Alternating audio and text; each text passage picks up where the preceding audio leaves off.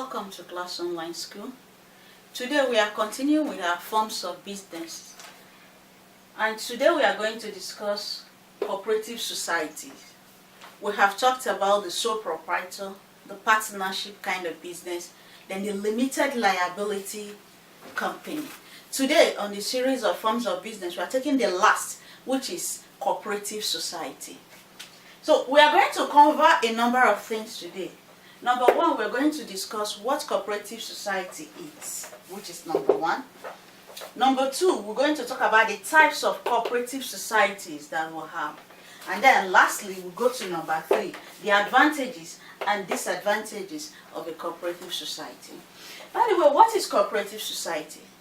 Cooperative society is a kind of voluntary organization where like-minded individuals come together to form this group, to form this organizational body in order to foster their interest, in order to promote their interest. Now, how does this cooperative society, how do they work? These individuals who are mostly people who are into a similar kind of business. They can be retailers, they can be consumers, they can be producers. They come together with the essence of contributing into a common fund.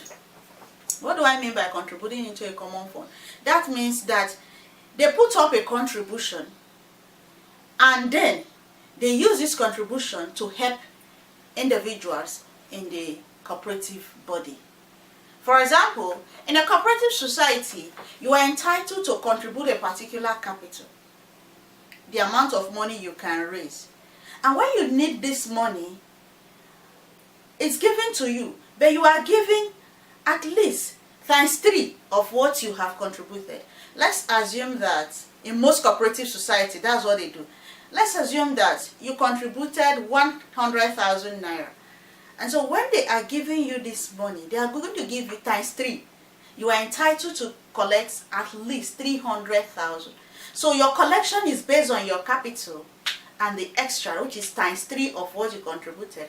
A part of it is your contribution. Then the other 2 parts, the other times 2 that is given to you, is most times money contributed by other members. And so it goes rotational so that every individual in the body can benefit. And every individual in the cooperative body contributes to this common fund. So members of the cooperative body are those who raise this capital. Capital does not come from any other place. They don't subscribe for share like the limited liability company. And one individual does not only handle the business affair like the sole proprietor, but rather it's all who are involved in this cooperative kind of business that contribute their fund. So it's a voluntary organization. It's not mandated. You are not forced to join. You voluntarily want to join. And another thing about cooperative society is that they are registered body with the government.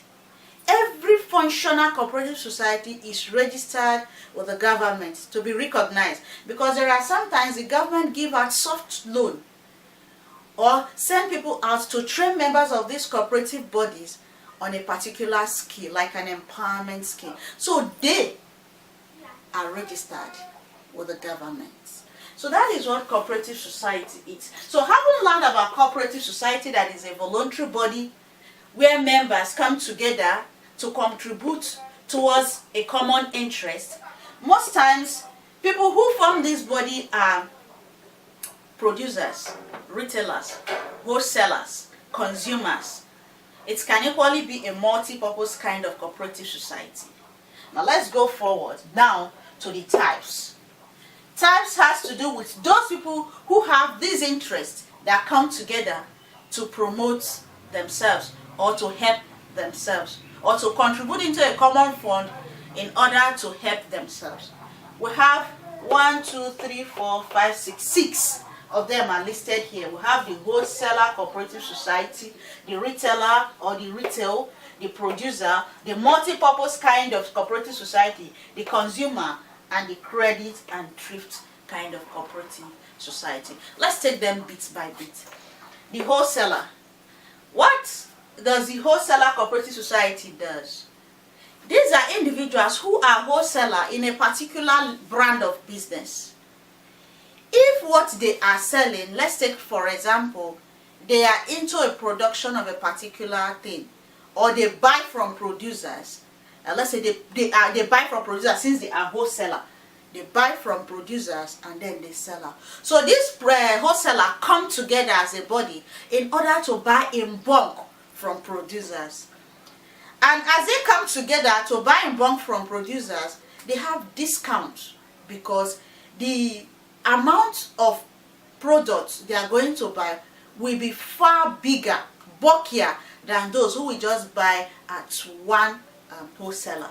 So they come together, buy as a body, share it among the individual wholesaler who are in this body, and then they go out and sell to retailers. That is what the Wholesaler Cooperative Society is all about.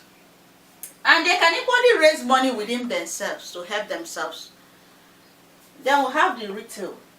The Retail Cooperative Society, as the name implies, these are retailers, small shops that sell goods to final consumers. And this small shop, we want to omit these people who are the wholesaler. Instead of going to this wholesaler to buy, they will come together. A number of these wholesalers will come as a body, go to the producer, buy from them, then they will be able to distribute the goods among retail members.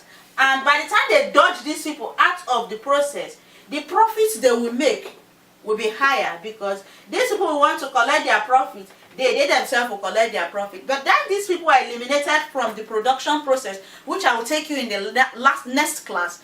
You'll find out that the product will be cheaper and the retailer will make more profit. So this is the reason why Retailer Cooperative Society are established. Then we'll go to producers. Producers are those who get these goods to us. They produce it.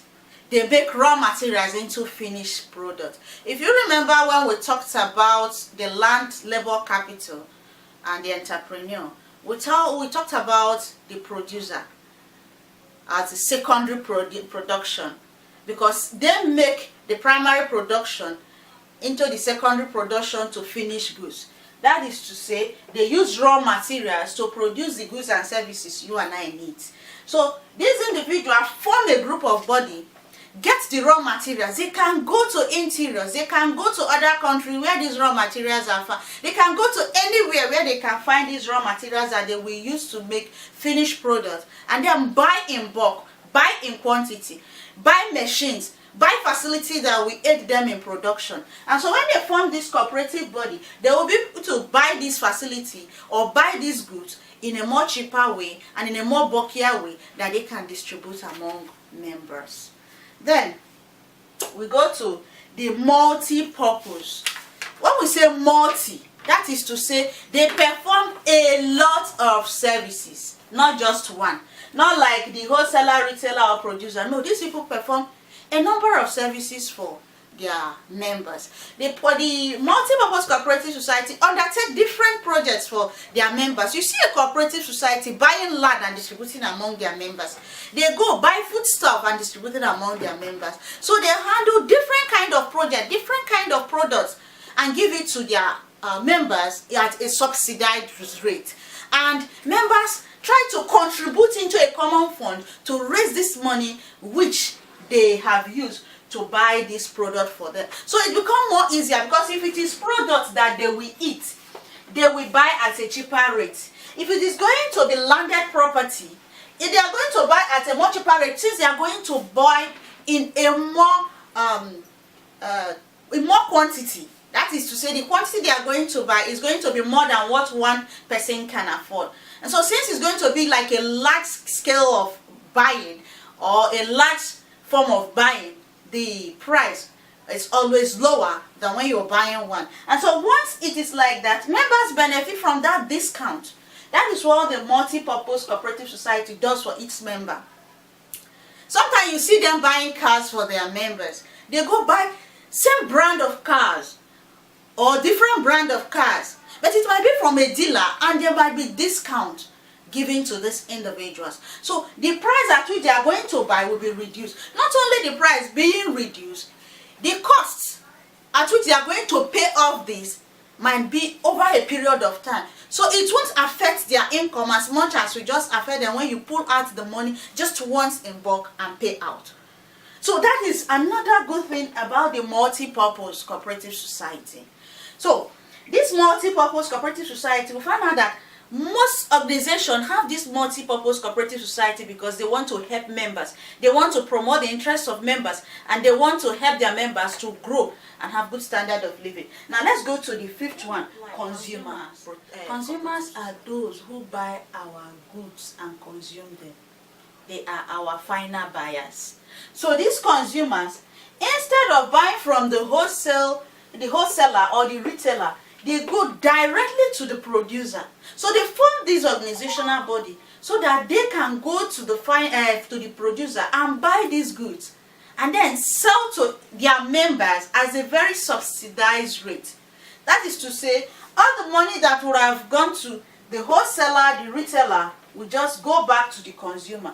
In that case, they will maximize their money. That's to say, they won't spend as much as they would have spent. If the money they have on hand would have bought 3, because they are the ones selling directly to themselves, they can buy 4 or 5. That's the advantage in this kind of cooperative society. So they buy as final consumers from producers. And it's a very good thing because it helps you to manage your finance. It helps you to buy at a very cheaper rate, and it makes you, or it helps you to save as an individual. Then we go to the fifth one, credit and thrift. The name implies credit and thrift. That's to say, majorly these people are low income earners or people who earn very little. They can be petty traders. They can be workers that are their salary is very meager. They will come together and start contributing. The major thing here is that it encourages savings. The little they are able to save, they accumulate it over a period of time, and they are able to carry out projects that ordinarily on their own they will not be able to. So loans are given to this individual and they will contribute over a period of time, and then they will pay it off. So it encourages savings. It encourages carrying out big projects that ordinarily for the person's kind of salary coming into the individual hand, or the business, the meager money coming into the business as profit, they will not be able to carry out such project.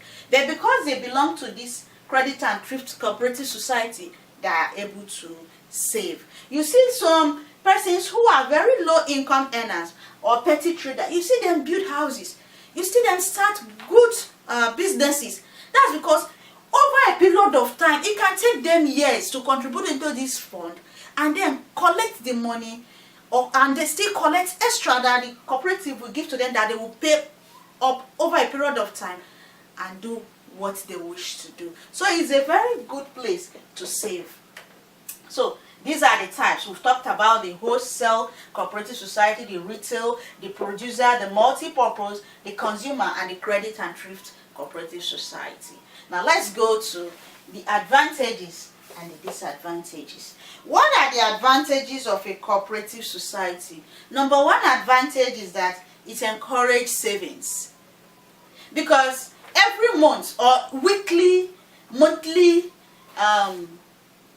quarterly, they contribute into a common fund depending on the agreed time that this contribution had to be made.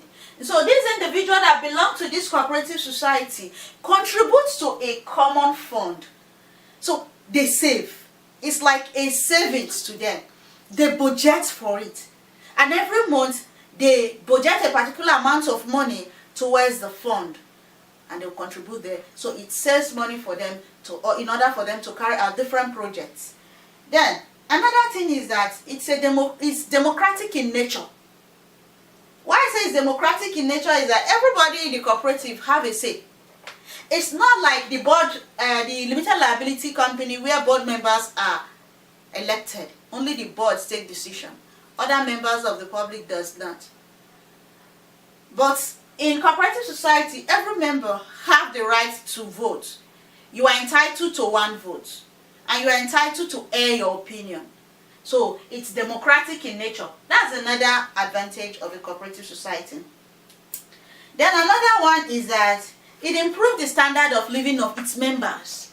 Why do I say so? You see many persons that ordinarily they can buy a car, ordinarily they can build a house, ordinarily they can carry out big projects. But because they belong to this body and they've been there over a period of time, they've contributed funds into this body, and before you know it, they are qualified to collect big loans. These loans can help them to erect good projects, and before you know, that individual you think is not able to do anything can do something tangible. So it's very good. It's encouraging. So as individual, we can, if we are able to join such cooperative organization and form the habit of saving and doing projects with it. Then another one is they educate their members from time to time. Government look for cooperative organizations that are set up either for agricultural purpose or production purpose, and then they send expatriates to come train them or give them loan. It can be interest-free loan or loans that have very low interest rate. And these individuals are trained. Once they are trained, they are able to carry out expatriate knowledge on things that they do. And this will help them to increase their standard of living. And this will help them to improve their personality. This is another advantage. Then we have loan facilities from banks. Banks look for cooperative bodies to give loans to, not individuals. Majorly, cooperative bodies collect loans and then pay back to the banks on a gradual process. So by the time they collect this loan, they give to members they know that they can afford to pay. And these members can use this money to do something tangible and meaningful for themselves. And then they can gradually pay back. Ordinarily, they will not be able to get this loan as personal individuals. But because they belong to this body, they can get it. That's another advantage. Then, it renders financial assistance to members. They help members because they contribute into a common fund. They know members who are due to collect loans. They know members who are in trouble. They see ways they can help this individual and they are able to pay back later on. So they assist members. They assist those who are members of their cooperative bodies. And they buy goods in low price. The goods they buy at low price. Because if you look at the retailer and the consumer, once they buy from the producer, the price at which they are going to buy is going to be reduced. These people make more profit because these people are eliminated. And these people make more money on hand because this and this have been eliminated. So it encourages savings on their part and it helps them to buy at a subsidized rate. That's to say, at a very low rate of that product. Now after we've mentioned advantage, and remember that everything that have its own advantage equally have its own disadvantage. A major problem where that cooperative society encounter is number one. You see those loans they have given out to members. After contributing their capital, I told you that they give them sometimes times two of their capital. Most times, these members are not able to pay back, either because of ill health or because they don't have the money to pay back. So to recover this money sometimes become a problem. Sometimes they can recover over a period of time, but it will take a lengthier period of time. Or sometimes it's irrecoverable. That has become a bad debt that they cannot recover. So that's a major disadvantage of a cooperative society. Some will collect and pay back, some will collect and will never pay back. Then embezzlement of funds by those who are directing affairs. Since these individuals are just selected to run the affairs, even if they are qualified or not, because the fund is in their hand, they can just decide to collect loans that they cannot pay. And that will make them to take more than they can pay. Because they have the willpower, they are in charge, they are able to do it. That is another disadvantage that the cooperative society has. So those who are managing the affairs, they are not disciplined individuals. They are not. And they just collect money the way they like. Then another thing is financial problem. There is lack of adequate capital. Since it's only members that contribute to help themselves, after we contribute, over a period of time I'll collect, another person will collect, and gradually we pay back. If I fail to pay, how will there be capital in the fund? How will there be money in the fund? So that poses a problem, because if members do not contribute as they are supposed to, there will be no capital for others to collect, or no fund in the business purse to disburse. That's another disadvantage. Then the dividends divided here. Dividends are like profit that are divided among members. The profit here, the dividends they share over a period of time is very small. So as a result of that, dividends is very, very small. High level of illiteracy. The members are not very educated. So the management is not like the limited liability company. And then we equally see that there is weak management. Weak management because these people who are managing the business are not trained. So this will be all for cooperative society. We've seen the advantages and the disadvantages. Until next time, I will see you in our next class.